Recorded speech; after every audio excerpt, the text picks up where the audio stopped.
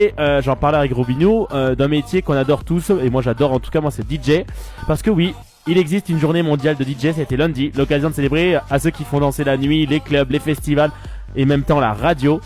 Et derrière les platines, il y a des fois des anecdotes que j'ai trouvées. Par exemple, certains DJ arrivent à jouer plus de 10 heures d'affilée sans s'arrêter. C'est arrivé à plusieurs festivals où les artistes ont dû prolonger leur set parce que le public en redemandait. Et donc ils demandaient autorisation. Ouais, 10 heures, faut être le cardio là. Et t'as même, vu ça, à mon avis, 10 le heures cerveau, il devait pas boire que de l'eau. Mais bon, enfin, à mon avis, après, ça on sait pas. C'est ce qu'ils disent dans l'anecdote. Hein. Ils ont dû improviser parce que souvent ils prévoient des fois des 3-4 heures de set. Mais maximum 10 heures, c'est énorme. Donc t'imagines la playlist. Je pense que ton attention, ta concentration, quand même, c'est compliqué. Je pense qu'après tu satures à la fin, parce que t'es là, t'es plus dedans. T'es une machine après. C'est ça. Et il y a quelques années, lors d'un autre festival, un énorme festival, écoutez bien, le matériel d'un DJ est tombé en panne en plein set. Plus de musique, plus rien, le silence devient des milliers de personnes. Et pour sauver la situation, un autre DJ qui était en coulisses est venu brancher sa clé USB en catastrophe pour relancer la musique. Résultat, le public n'a presque rien remarqué. Autre anecdote. Juste, ça me fait réagir à ça. Toi qui DJ depuis quelques années, même de nombreuses années, c'est pas la hantise de tous les DJ d'avoir un bug technique qui fait que ça foire tout. C'est pas la hantise.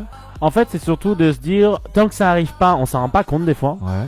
Et dès que ça t'arrive, tu penses qu'à ça. Moi, ça m'est arrivé une fois, en Presta, où c'est la platine qui a craché. C'est-à-dire que je mettais la musique. En fait, je voyais que l'ordi commençait à défiler le titre et que le titre ne parlait pas. Je dis, oh, il y a un souci là. Et en fait, l'ordi, la console n'était plus reliée. Il fallait que j'éteigne l'ordi, j'éteigne la console. Donc pendant peut-être 5 minutes.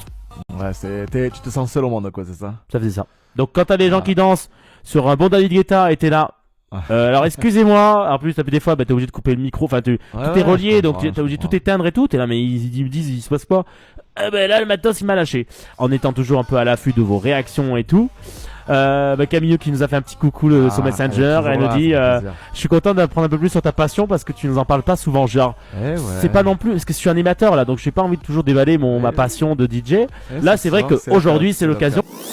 Le Coco sans filtre. Ici, chaque voix compte, chaque avis est écouté. Une radio libre avec des hits, de l'actu, des news, des débats, des blagues et surtout du vrai. Le Coco sans filtre, chaque mardi et jeudi soir, en direct de 19h à 21h sur FI.